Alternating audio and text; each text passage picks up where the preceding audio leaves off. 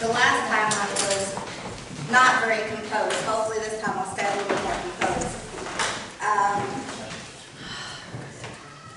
So in my adult life, I'm going to focus more on that here, but one of my favorite sayings that did not come from the Bible, but helped me, was life isn't about waiting for the storm to pass. It's about learning to dance in the rain. And most of my life has been a storm. And those words just really helped me to realize I needed to stop focusing on the storms in my life and start looking at what I had that was good. And start focusing on those and stop focusing on the things that I wanted, but the things that I had, and how to be grateful for those things. So, focusing obviously on all the negativity was stealing away any joy, any peace, any chance at getting back with God, or getting my walk back with God, or creating a new walk, a stronger walk that the enemy couldn't steal away. Yes. So, let's see. You know what? I'd probably do better just touching. Alright, so Satan, king of lies, lord of the lies, Amen. has begun speaking lies into me since I was young. And he's very talented at continuing building on the lies that he speaks to us when we're very young. And even if we know, without a shadow of a doubt when it first starts, that they're lies, and we rebuke them. If you hear them enough from enough people, said in different ways, somewhere it starts to take root. And some part of you starts to believe. And that little seed of doubt opens up a road to just chaos. Chaos not just in your life, but to chaos in the lives of those around you. Because when you're in chaos, you create chaos in the people around you. So, sorry. As I said, it started when I was just 5. I was given a strong foundation in God. I knew that they were lies starting out, but when I got older, it just kept going. Just lie after lie after lie, same lie really, just from different mouths.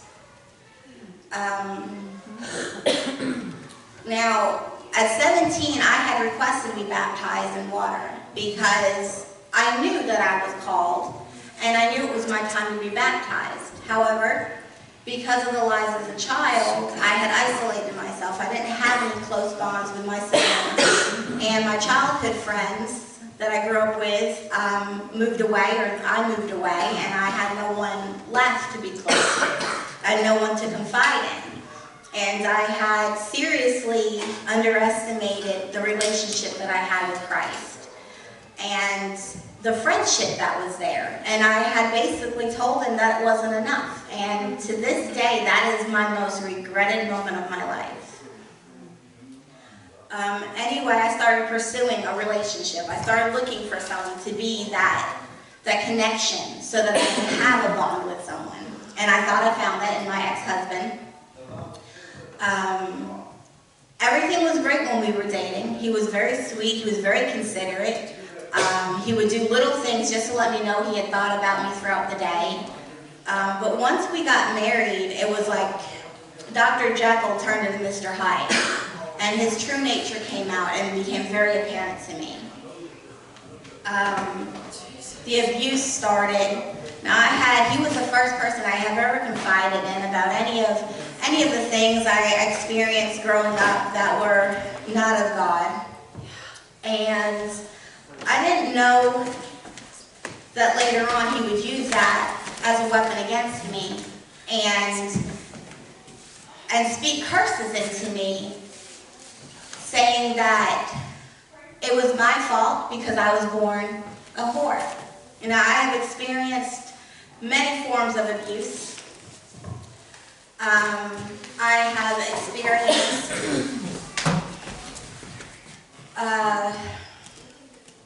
have experienced sexual abuse. I have experienced emotional, verbal, physical.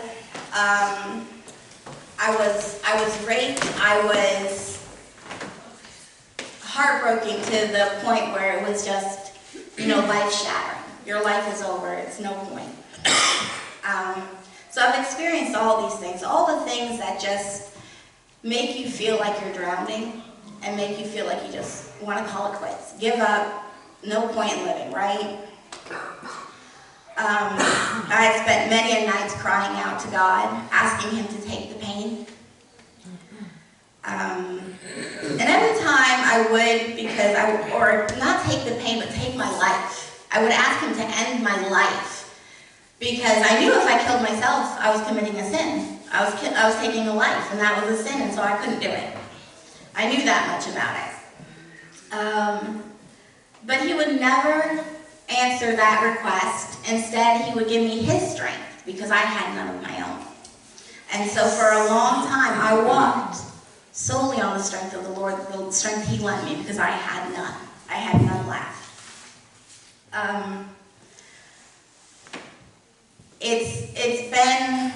It's been an upward battle, constantly struggling, constantly fighting.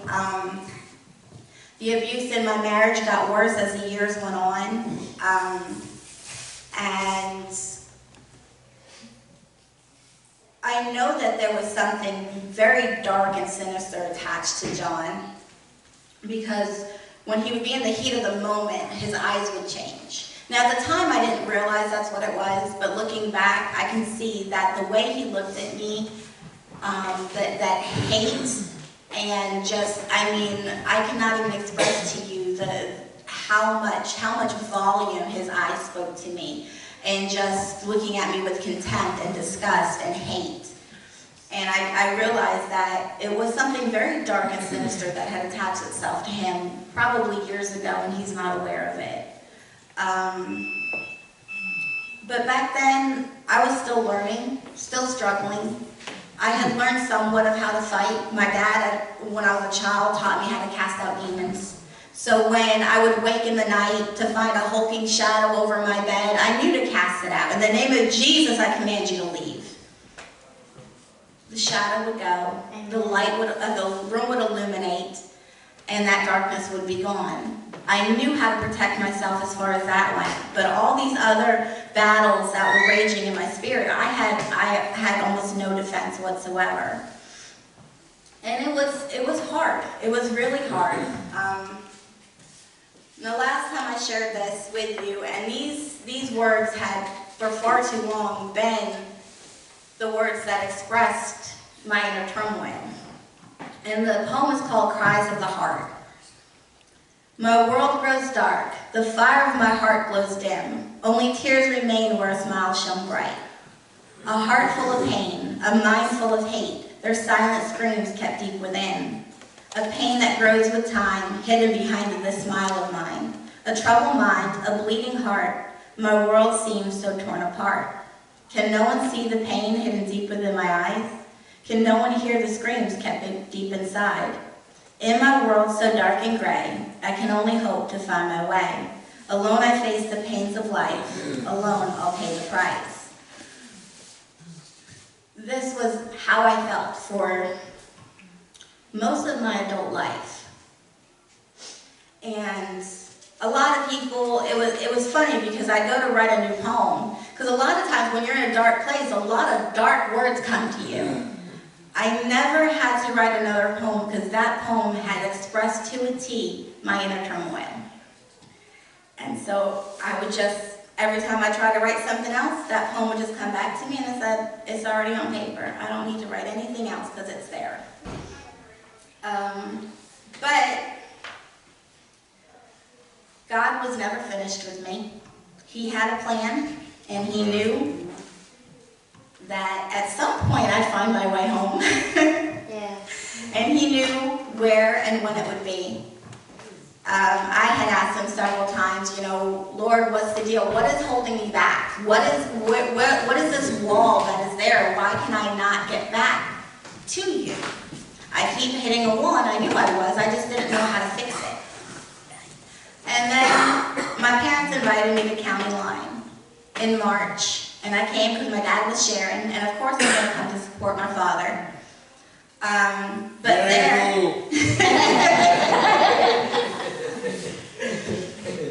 there, I mean, I found the right people at the right time to get me, not just salvation, but deliverance from everything from the past, all the lies the enemy had spoken into me, all the curses that had been spoken into me. Every bit of baggage just fell away. People sit here and they say, I'm saved, but I'm suffering with depression. I'm saved, but I have anxiety. You don't have to. Amen. Because deliverance will deliver you from all of it. And you get deliverance and it all falls away. And I used to struggle for years and years, most of my life, with depression. And I would go periodically where I might be doing really well, and then it would just hit. And you're back in the bottom of that pit, struggling to keep your head up, to just not go under the waves and stay. And I haven't had a single bout of depression since my deliverance in March. Amen.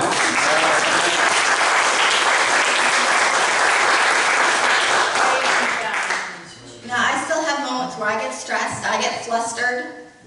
Rachel can attest to that. But, and none of it, nothing that has come my way since then has even begun to try to steal that joy, because I refuse. Amen. And it's funny how a simple decision to stand firm in that and say, you won't take it away from me this time, because I know what I have and I know how to fight you. Just saying that and declaring it, he can't take it, because I won't give it to him. That's right. Yep.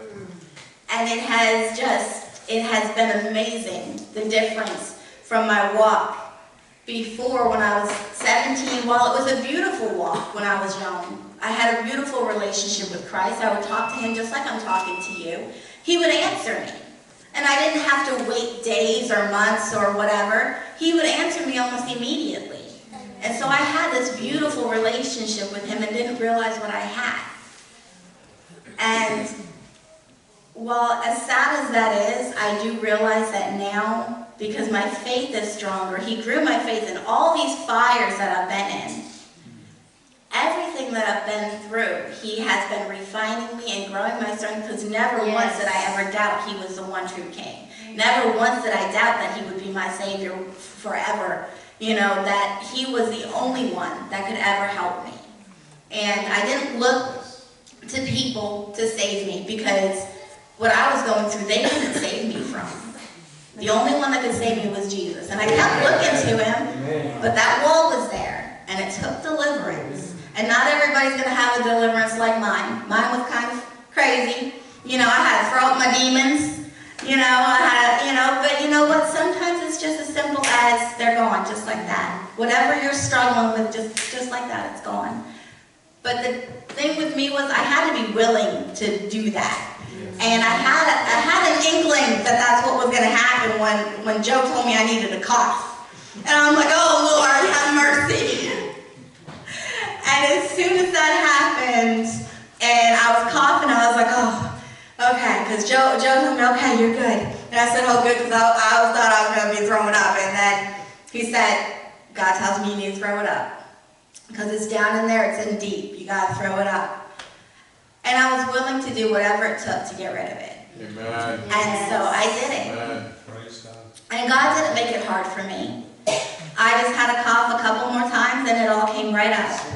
And it just took me being willing to be obedient. Amen. So, and it was just, I cannot express to you how amazing it is once you get rid of it. The baggage from your life, and you're just free. We're proud of you. Thank you. I have grown leaps and bounds since then. Yes. And just, it's funny because, you know, I thought I would be so much further along considering, you know, I had known about God since my childhood, but I had not walked with him for most of my life, really. And so when I look back at where I was before my deliverance and where I am now, I'm just like, I have come so far. in so short a time. Yeah. I cannot even begin to imagine where I would have been if I had done it right the first time.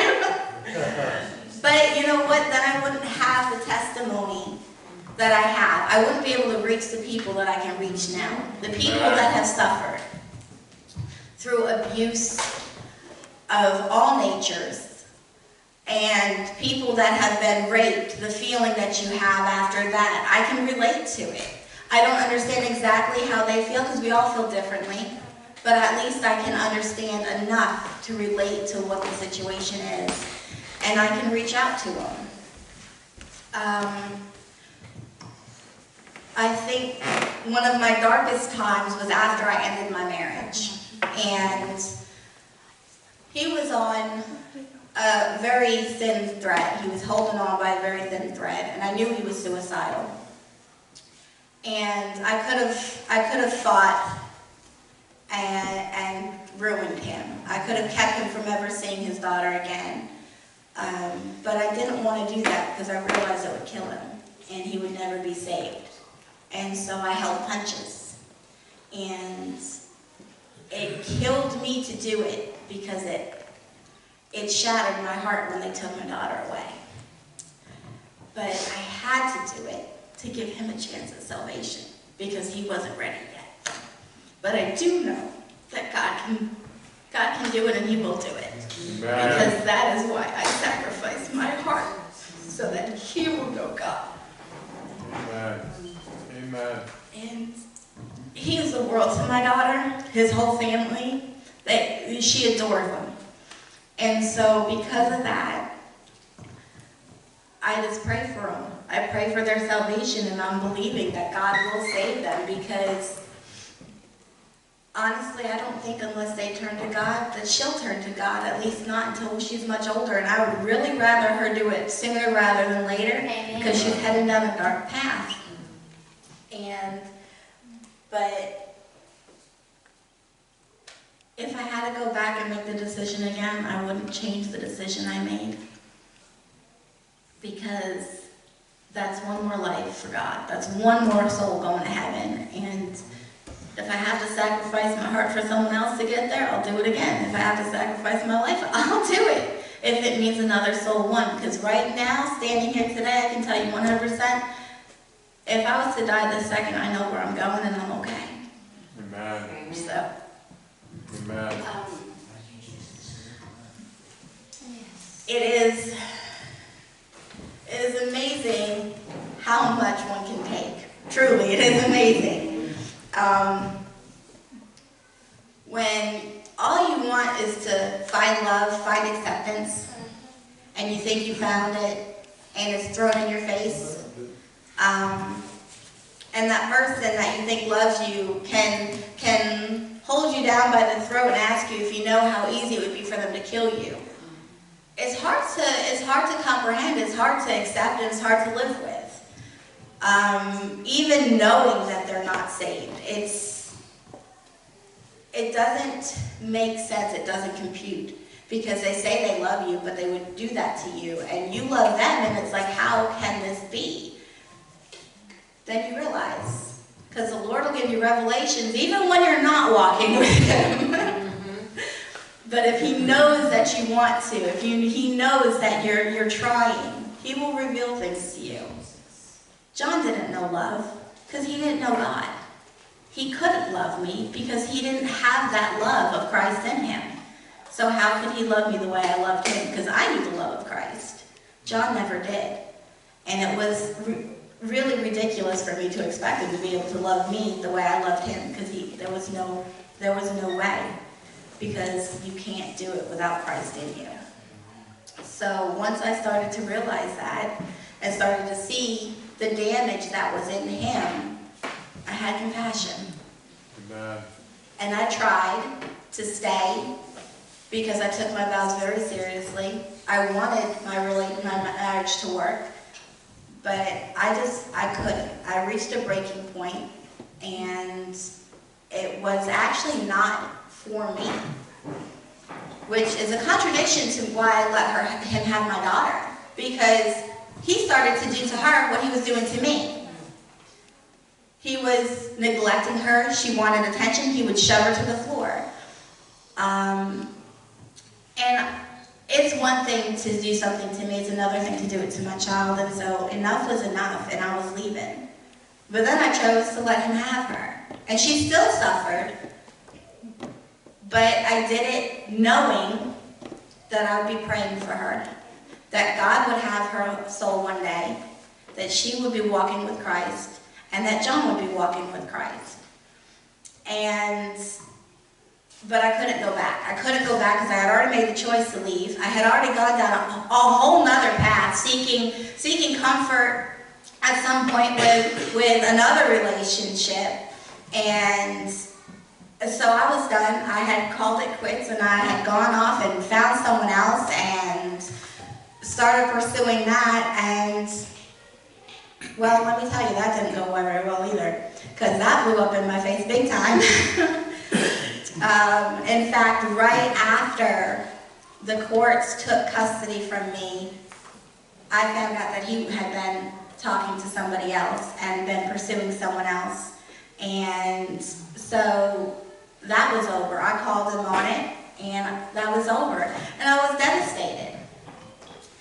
And before I started really pushing it again and trying, that night I got very, very drunk, because it was the only way for me to not feel in that moment, and I was too overwhelmed. I just lost my daughter.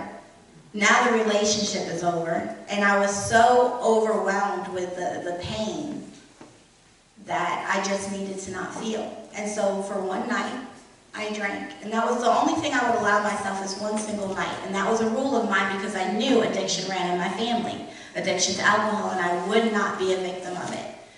And so I would give myself one night, and that was it. And then I had to learn to cope. From then on, I had to learn how to deal, one day at a time. And I did it, but not by my strength, because God gave me the strength to deal with it. He gave me that one day to be numb. And then he gave me the strength to make it through every day after that. And then he would start revealing truths to me. He would start telling me why this or why that, or why I would respond in certain ways, or, you know, how come things affected me in this way or that way. And he would point out truths to me. All my life, he was showing things to me. And then I was able to relay it to somebody else because it related to their situation. And so through the revelations I was getting, I was able to help other people in similar situations. Even though I wasn't working with God, he was using me to help other people. And I cannot tell you how grateful I am to him for using me even when I was truly, truly, truly, truly beyond unworthy, because I hadn't even rededicated my life to him. But he used me to save other people, and he kept my heart more or less intact, considering the fact that, you know, I never did right by him for most of my adult life. And all I can say is I am amazed and grateful at everything he has done, the work he can do through you when you're broken, shattered, and you don't think that you have any worth. He sends somebody to you that's just as broken, and you can speak life, and they can walk away a little less broken with a seed planted that may eventually bear fruit. But he can do that through you even in your lowest state. And it amazes me. I don't know, to go into detail about a lot of it is hard. There was one night in particular in my relationship, I think this marked the beginning of the end of where I stopped loving him in the same way. There was one night, he put a knife in my hand and told me to do him a favor and kill myself. And that was a Super Bowl Sunday.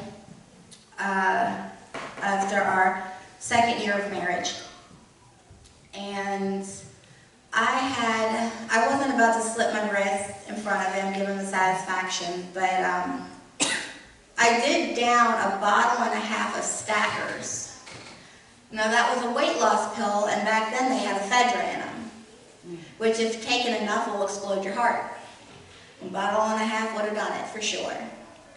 I went down and laid in my bed, and I just began to talk to God.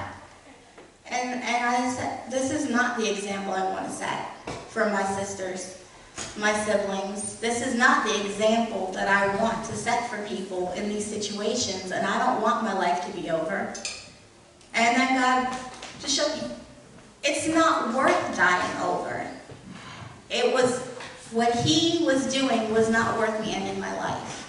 And so I went to the bathroom and I started making myself throw up. I would drink cup after cup of water, and after I would throw that up, I'd drink more. And then I'd throw it up. And I was throwing up when one of his friends showed up, wanted to watch a football game. Sure, come on in.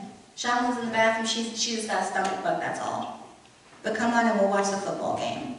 And so as I was trying to throw up all the pills that I had taken after they had been in my system for a good 45 minutes, praying that I don't die, that I get enough out in time so that I could survive. He's enjoying company, drinking beers with a friend, watching Super Bowl. He never checked on me. He never offered to take me to the hospital. But then later told everybody that I refused to go to the hospital. And I told him not to call 911. I never said anything because I was just too focused on throwing it all up.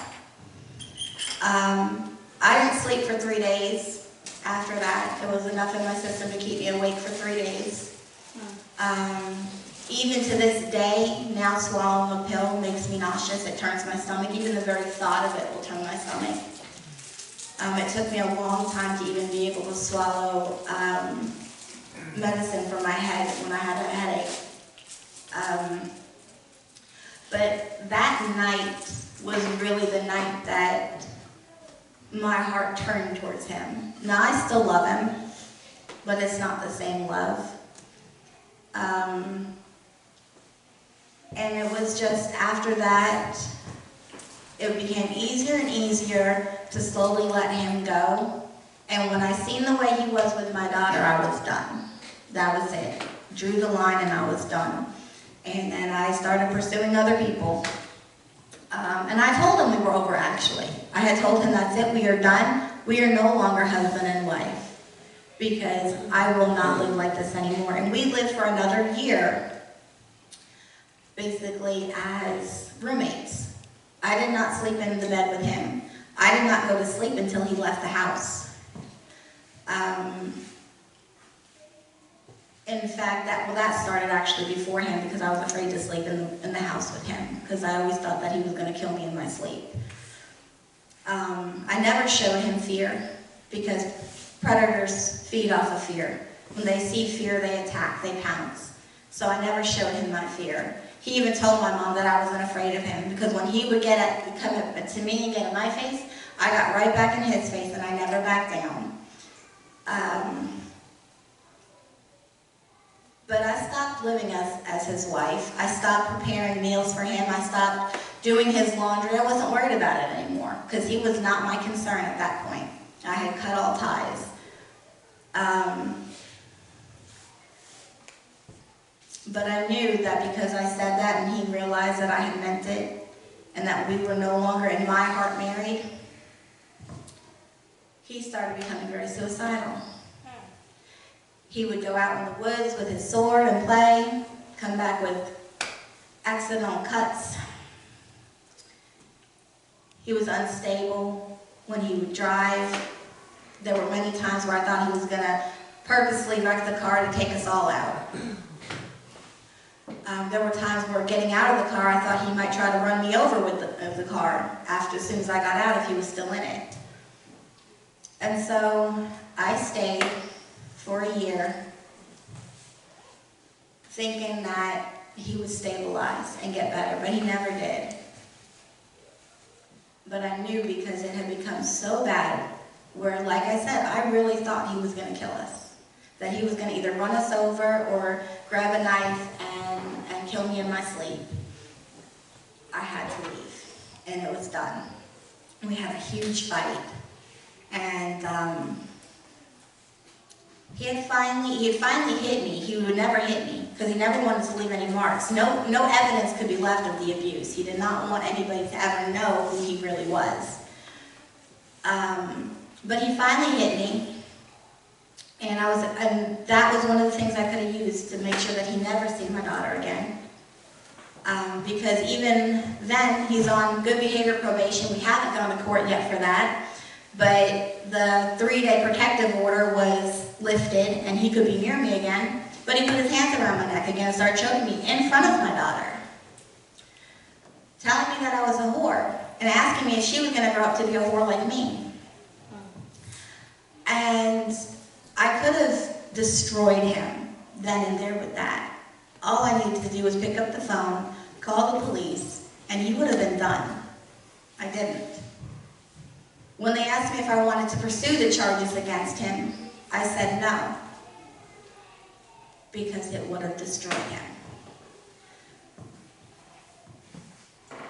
And the only thing I can say is the reason I thought that way is not because I am so forgiving, but because God impressed it on my heart that I needed to be that way, that I needed to sacrifice, because it would have destroyed him. Because I am not that kind of person. I'm a good person, but I don't think that even I am that kind. And so God was working on me even then, softening my heart, humbling me, and giving me the strength I needed to make the decisions that I needed to make. And so if anybody is going through challenges and having to make some hard choices, let me tell you, God's going to give you the strength to see every one of those hard choices through, if that's what He's pushing you to do. Not only that, He's going to put people in your path that are going to give you the strength to keep on trucking in the path you're going on. Not the strength, but the encouragement.